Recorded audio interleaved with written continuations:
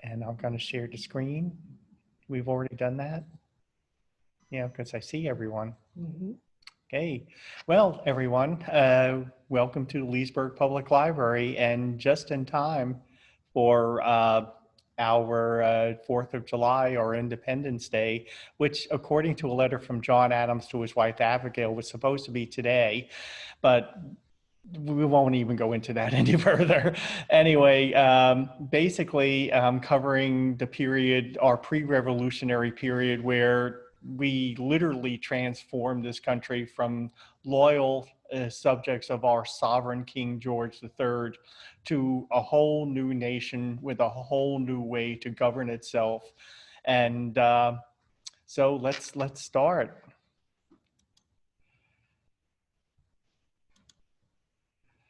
Okay, Independence Day, how we became the USA. Now, oh, I just lost the screen, Elaine. I have the PowerPoint. Okay, technical difficulties, just give it a moment. Are you sharing it? Okay.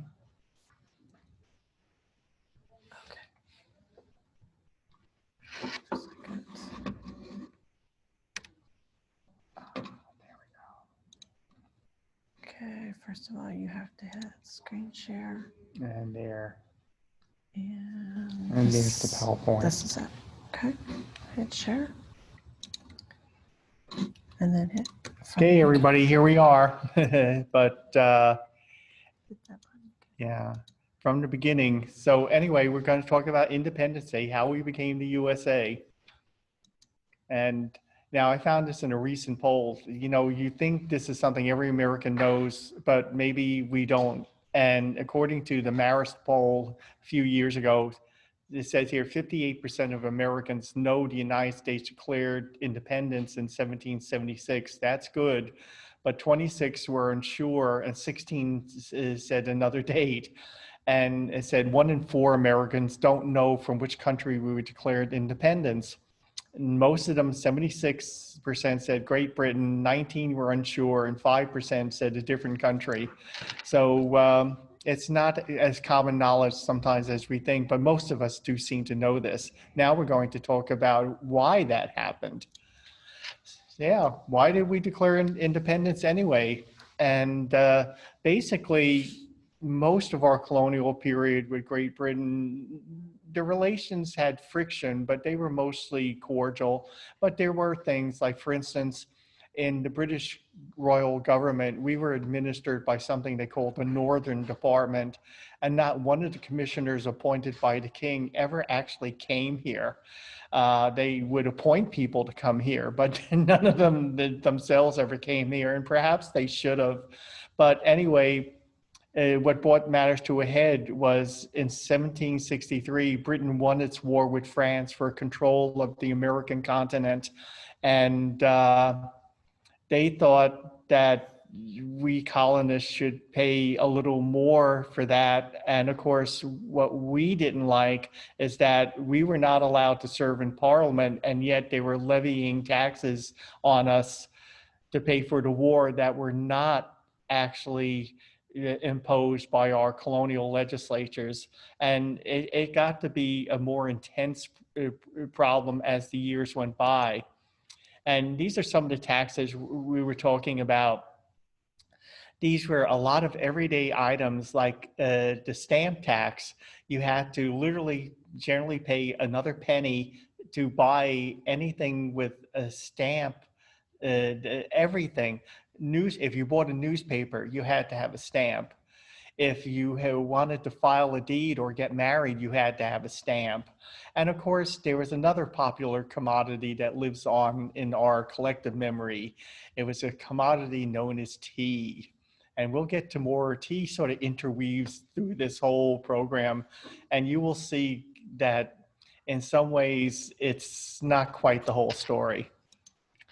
There were even more taxes. I mean, things like molasses, which we'll get to a little later, sugar, window glass, anything textiles, anything that had to be imported. And there was very little domestic manufacturer here. It was very, very low scale. It was very, very not in quality. So basically, you really had to pay the taxes. No, if you wanted anything. I mean, and of course now we're more used to paying taxes on anything we buy, but at the time people didn't like it. It was expensive, and we'll go into a reason why we didn't like it. Okay, so basically, if Americans made more items imported here, then it would be much cheaper to produce them. It would be much cheaper to buy them, like window glass, nails, things like that. But it would put the British manufacturers at a great disadvantage because they would actually have to, spend extra money on insurance and the hazardous conditions. I mean, if you were lucky, your cargo would take 6 weeks to cross the Atlantic, and it would have been very, very bad on them. It would have caused actually a major recession if they permitted us to manufacture more things here. And they weren't going to do that. We were a colony. They were in the mother country. Just gives you an idea of some of the lucrative, extremely lucrative trade with the colonies.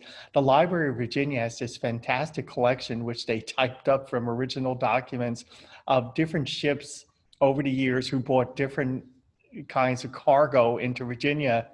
And they have things like gloves, saddles, shoes, parcels, earthenware, all these things. And so it was, quite a lucrative trade. There was another reason why we sort of wound up being independent. I call it an inconvenient truth that we had this massive debt because one of the bad things about the plantation system was that they had fine houses and nice furniture and beautiful clothing and everything, but they really didn't have much money. It was all tied up in land, and really the expectations that someone of their class would be able to pay. And like I said, this is Thomas Jefferson's father-in-law. His name was Skelton. When he died, his estate was valued at 30,000 pounds, but 11,000 pounds were in debt. And actually the planter class and the mercantile class in the North, they had a vested interest in actually not being a colony, because when the war happened and everything, basically these debts were never actually repaid. And however, Britain got its own back in because as soon as the war ended, they flooded the American market with cheaply made commercial goods, which caused a major recession in this country because we just couldn't compete. Now, molasses, here we are back to molasses. Rum was a staple in most homes. And according to my notes here, it said by 1770, the colonies had more than 140 distilleries, and they produced about 4.8 million gallons a year. And the average colonial drank about 3.6 gallons a year. And now this molasses was a much more serious matter than tea to us because more people drank rum than drank tea. And but here's how we got to make tea our reason for wanting independence. Basically, I think this all happened on the centennial year of 1876, because after all, you didn't want to make your ancestor in those genteel Victorian days be something of a drunk. Like here said no patriotic family want to portray dear brave grandpapa as some drunken lout. But we actually have a book here in the library of Revolutionary era courts martial, and the title is from one of the charges made against someone who was in trouble. It says, and he drinks a good deal of rum. So we think that basically, at least that's my opinion, is that rum was the real reason why we wanted independent, and tea was not as much of an issue. We made it an issue because, like I said, it sounded more genteel and more palatable. Now, I'm going to tell you the British side of the story. This is graphic of London in that period. And if you look really closely, you'll actually see the Tower of London, which is still there, but pretty much everything else is gone. And, the British felt we should pay more of the cost, because the whole war was fought mostly for our benefit. It opened up the frontier. It got rid of the French and their Indian allies. It, and allowed for expansion and a better economy.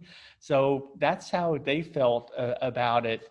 And so, we'll see, because even though the colonies produced a lot of revenue for Britain, they also had a lot of costs, and I'll show you that. Now, the British government had borrowed very heavily from British and Dutch bankers, and this picture is of a very prosperous English merchant banker of the period in his, faux Scottish kilt and his sword. I mean, all dressed up.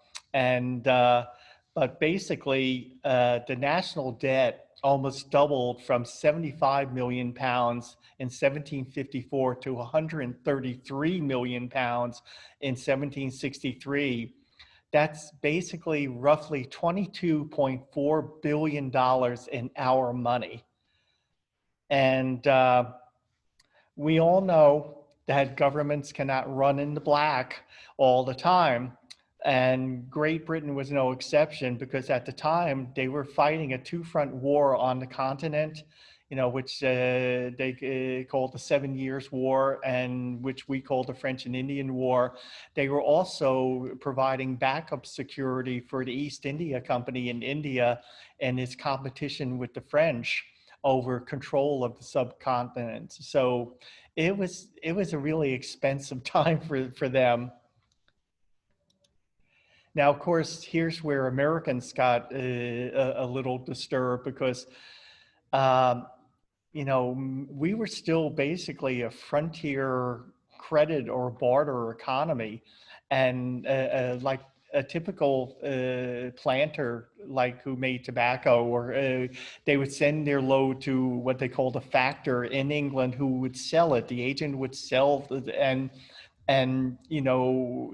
some of that money would be divided. And you see all of these letters to the agents, some of them really sort of hilarious. I saw one where the man said that, said, "My wife is desirous of a new gown. It must be in green. It must be in the latest mode." And of course, this man had to go to some what they call mantua maker and try and figure out what kind of dress this woman would want. So it was a very strange time. But what the thing is that we didn't have a mint. So we had very little, hard currency tossing around. And actually, barter didn't quite make it with the Chancellor of the Exchequer. He needed hard cash, but he wasn't too concerned whether it was English or not. Any Spanish, German, whatever we had, as long as it was gold or silver, they weren't too choosy. Now, of course, since we didn't have any cash to pay all of this stuff, we started widespread smuggling, and that, to try and evade it. The only trouble is that the writs of assistance were quite punitive, because they actually were warrants where custom house officers, assisted by sheriffs, they could search any house for smuggled goods without specifying either the house or the goods. So they literally could go onto your street and just start ransacking all of the houses, whether you had anything there or not. In fact, actually, John Hancock, if you remember on the Declaration of Independence, he writes his name very, very, very large, because anecdotally, he said he wanted his signature large enough for Fat George to read it without his spectacles. And basically that's why we have a Fourth Amendment, because this was not seen with great favor in this country. And so you are protected that there, that's the concept of probable cause, that, any sort of official, they have to have some sort of reason that you have committed a crime or that you're doing something wrong under the law. They can't just walk in like they were able to do then. Now, here's another thing that caused a bunch of problems with us. The Currency Act was basically banning the use of paper money as legal tender, because back then, the banks actually did their own banknotes, and that continued well on to in this country too. And the depreciated notes were really in bad shape because we had nothing to back them up. In fact, actually, there would be frantic speculation in this country for lands that were not under control of Great Britain. They were still Indian territory or Spanish territory. And it could be really, really messy. In fact, I'll tell you, that's why they passed this act, because the Currency Act, because with all these depreciated notes floating around, we took some English stockholders on a very, very expensive ride. And in a way, this was America's first .com bust. And there were others, not major concerns, but still other things that bothered us. Like, for instance, the British Navy, they actually would mark trees in the forest and say they could be reserved only for the King's Navy, and nobody else could cut them down unless they got a license by the Royal Navy. And that's an example right here of what they call the King's Mark. And if you cut that tree down, you're in big trouble. And also, they planted large things of hemp for rope. Now, of course, you wanted to plant other things on your land, but the king's officials would say, well, we need hemp and you got to grow it. Now, another thing that bothered us a lot was the Quartering Act. And that's why we have a third amendment to our, Bill of Rights, because even though mostly this housing was done in, government buildings like courthouses, various militia barracks and everything, the local freeholders still had to pay for the maintenance of these buildings. So it was really not very popular, although in the Revolution, we actually sort of got back at them because a major British attack on Washington's army was foiled by a Philadelphia housewife when they used her dining room to discuss strategy, and they didn't know that one of the walls was just paper and lathing by a closet. So she slipped downstairs, went into the closet, heard everything they said, and actually got the news to Washington that a major attack was underway on his camp. So there. Here's another thing we didn't like. A lot of the soldiers in our midst from Britain were not very warm and fuzzy. And many of them came from the lowest class of British society. And this is a contemporary caricature of recruitment officers. And you see what kind of things that they're getting and that they were going to send to us. And we had to pay to house them. Some of them, we not only got the soldiers, we often got their wives and their children too. In fact, many wives actually worked as laundresses, cooks, and maids in well-to-do households in America in order to help make ends meet. Now, this was a really big issue for us. This graphic, this is what the British decided would be land reserved exclusively for the Native Americans. And they actually halted. All the governors of all the colonies were forbidden to go beyond a certain border to grant land grants. And that really, really bothered us because as most people wanted to do, most of the land on the seaboard was already settled, and a lot of it was owned by very wealthy merchants or planters. And so basically you wanted to go further west and make your own empire. And so we were very upset at that. Now, the stamp and tea tax resistance, it began very mildly, but it really got, gradually, progressively worse. And here's a letter from George Washington in 1765 on what his opinion of the stamp tax. And it says that the Stamp Tax Act imposed on the colonies by the Parliament of Great Britain engrosses the conversation, the speculative part of the colonists who look upon this unconstitutional method of taxation as a direful attack upon their liberties and loudly exclaim against the violation. So things were already polarizing. You could see it as early as that. And I thought this was sort of interesting. They have a message about no Stamp Act, and it's on a pot of tea. So now we're going back to the issue of tea. Of course, now we're talking about how much tea. The East India Company owned 10,000 pounds of tea in London.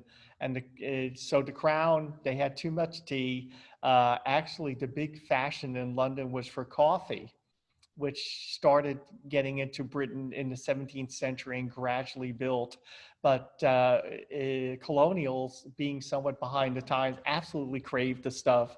I saw one thing that said sometimes 70% of cargo to America was tea. I mean, anyone who could afford it would get it. But this is why we're upset.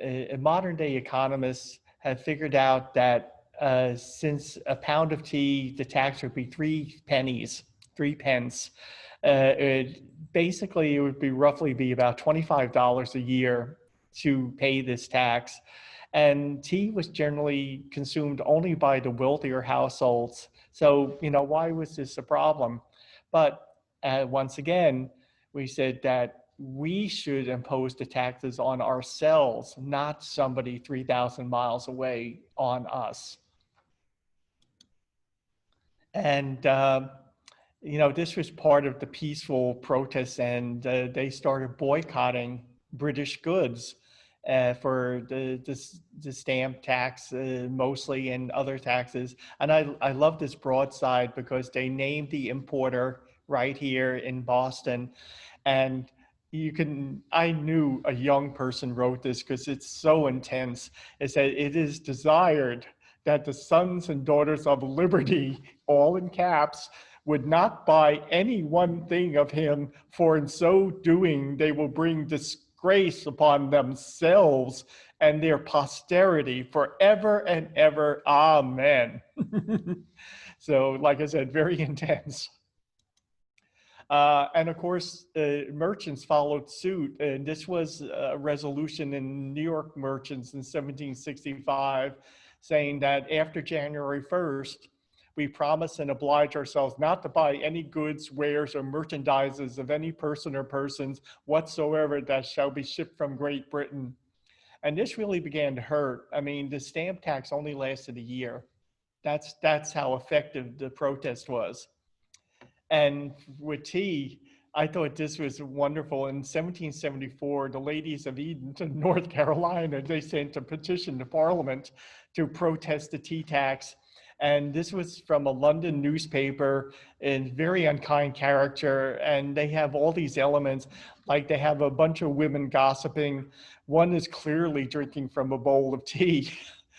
And a young man steals in to steal a kiss from a pretty girl, while this hatchet-faced matron has this gavel ready to pound, and underneath is an unattended child who's being licked by a dog. Now, like I said, things gradually got worse, and in 1774, this is a caricature of a tax collector. He was actually, tarred and feathered and had scalding hot tea poured down his throat, and he somehow survived. And it actually sort of reminds me of a quote by Abraham Lincoln. When he became president, somebody asked him how he felt about it. And he said it was like the man being tarred and feathered and ridden out of town on a rail, that if it weren't for the honor of the thing, he would rather walk. And things really came to a head in 1768. The colony of North Carolina had what they call the War, the Regulation. It was actually a pre-revolutionary revolution. And I mean, the British crushed it. Some of the ringleaders were hanged. Others had to retreat and go to places that are now like Tennessee, where that was still Indian territory. It was actually, a better chance of survival to risk living among the Native Americans than it was to stay and be prosecuted by the king's men. But it won them few friends. I mean, it's a perfect example of their Great Britain's lumbering policy in regard to these colonies. And eventually things got very, very serious. There were actually two major incidents in 1770, the Battle of Golden Hill in New York and the Boston Massacre in Boston. And now we know about the massacre in Boston simply because people died, and the soldiers fired on the crowd, even though the crowd aggressively attacked them, bricks, bottles. We've seen things like that in urban riots in our own time. And it was almost sort of like a Kent State situation where the National Guard, they felt in fear of their lives, so they fired on them. Now, Golden Hill was just massive brawl, and there's no one who was known to have died, but you can see where all this was going. And other things like in Fincastle, which no longer exists in Virginia, and Fairfax County, they had declarations that threatened resistance if their rights as subjects were compromised. And, right now, basically, a lot of people said, we want to, tell our king, our parliament, that we are loyal subjects, but, there were things that they're doing that we are not going along with. So, like I said, it was getting more polarized. Everyone's getting more upset. And here's other things that really bothered. In Massachusetts and in Williamsburg, Virginia, they actually were so alarmed at that they were so afraid that colonials would steal the powder and the ammunition in these arsenals, that they actually took them out themselves. And that just really upset people. And the word started spreading saying, well, your arsenal is going to be next. And of course, Britain is finally getting a little desperate about this. And this is, what do you colonials want? And basically, the reason why things were so cordial is that they had this unofficial policy, what they call salutary neglect. It relaxed trade and tax laws, and in order to foster the economy in the colonies, which of course would bring more help the British economy too. But it was basically, we were supposed to conduct our own affairs without outside interference by the crown. But with the French and Indian War, because it was so expensive, they definitely started putting their hands, their thumbs on the scale. And that's what got us really upset. And of course, the ultimate tea tax protest, the Boston Tea Party on December 16, 1773, and patriots disguised as Indians illegally boarded a ship from the East India Company, and they dumped 342 chests of tea into the harbor that had a value of 10,000 pounds. And Yeah, and that was not a good thing because this is what happened. Oh, strangely enough, if you go to a museum in Boston, they actually have one of the tea chests. Some avid souvenir hunter that night decided to make off with it, and we still have one. So this is what Britain did. They actually closed the port of Boston. Nobody could bring any ships in, no ships could go out. It caused a major regional depression, and it threw every other port city in America into an absolute panic. Because here we go, look what they did to Boston. Boston was our second largest city. Philadelphia was our largest, and like I said, once that news got out, people did not like this at all. Luckily for us, what they did is that the patriots like Sam Adams and others, they started writing to each other to tell them what was happening. And the royal, they had a mail service between all the major cities where riders would bring saddlebags full of letters and things. And so basically, you could, instead of being New England's issue, Boston's issue, it became a burgeoning national one. And that was really important because unless the middle and southern colonies were on board, there would have been no revolution. We would never have become the United States. And so eventually it bore fruit. By September of 1774, the colonists had sent delegates to Philadelphia, and they prepared a list of grievances to Parliament and the King's ministers. They were trying to do that, but they didn't quite manage it because there were a lot of people saying, well, this is too drastic. Do we want to be that forward? There was a lot of indecision about what to do, but they did say they would meet again next year. And this is when things really began to happen, because by the time the Second Continental Congress met in Philadelphia, it was after the battles of Lexington and Concord.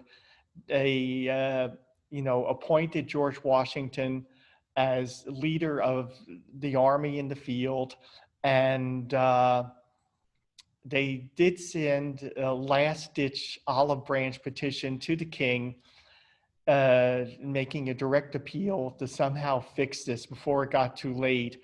And the king responded by declaring America to be in a state of open, avowed rebellion. And he sent 3 armies to crush the rebellion in this country. So there was no turning back. I mean, we had an army in the field, we had a leader, people were flocking to arms, and there was just no way we were going to stop. Although, strangely enough, as late as 1776, Benjamin Franklin, John Adams met with Lord Howe in the conference house in Staten Island, New York, to have dinner and to discuss a possible way for peace, and nothing panned out. So finally, just by July of 1776, most of the delegates voted for independence. And actually, North Carolina, if you see its license plate, they say first, some of them say first in freedom.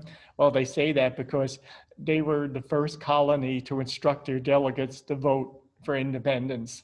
Whereas everybody else, especially like New York and Pennsylvania, they were just sort of waffling along until finally everybody got on board. So if you want to read more about it, you can actually go into our My Lake Library catalog, and you'll see a tab saying lists.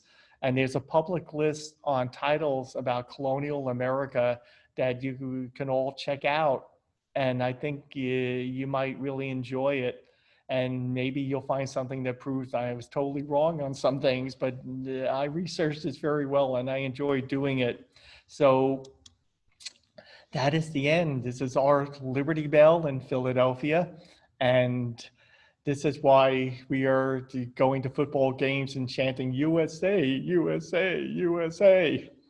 So thank you again, and I hope you enjoyed it. So I'm open for questions. Hi, Tom. It's Ann. Yeah. I love all your illustrations. It just brings it so much to life. But what I never thought of, and I've never heard anybody mention before, the British point of view on why they thought they had to imply these. And when you think about it, they really spent a lot of money carving out land for the colonists, protecting them.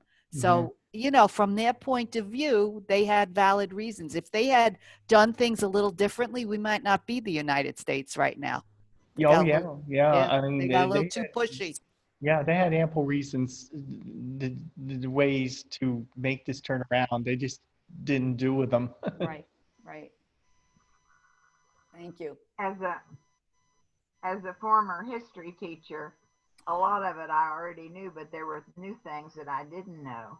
I didn't know how important rum was, because I guess we don't teach that to the No, students you in don't want to school. teach that in fifth grade. You know, oh yeah, you know, we have to have our rum. Nice. But it was very good, Tom. Enjoyed it. Thank you. Okay, thanks very much, Santa. Okay, so if there's no more questions, I will stop the share and everything. And thanks again for coming, and enjoy your Independence Day holiday. Yes, thank Send you. me your YouTube things of your other ones, okay? Okay, yeah, I'll definitely send Okay. you the links when I stop this. Okay, everybody, here's Tommy. He's going. Thank you, Tom. Okay. We do want to Bye-bye. say thank you to everybody. Also, the fact of we do have 2 more programs this month coming up. One is on the 13th, which is about all of the president's pets. It's at 11 o'clock, and you can register for it right on our website. The other program that we're planning on having is on the 27th, which is also a Monday at 11 a.m. And that will be about the Republic of Fashion. Both are going to be hosted by Tom, so you want to definitely tune back in to hear all of the information. Well, they sound good. Oh yeah, but in case you wanted to know, the Republic of Fashion is about this really seesaw that first ladies have had to navigate to dress well, but still not, in some way, still reflect our Republican philosophy. And there were several first ladies who were labeled to have what was then known as Queen Fever. So I think you'll find it interesting. So Okay. you post all of these on YouTube? You Yeah. have a YouTube? Oh, Yes. and just YouTube, Tom Wilcox?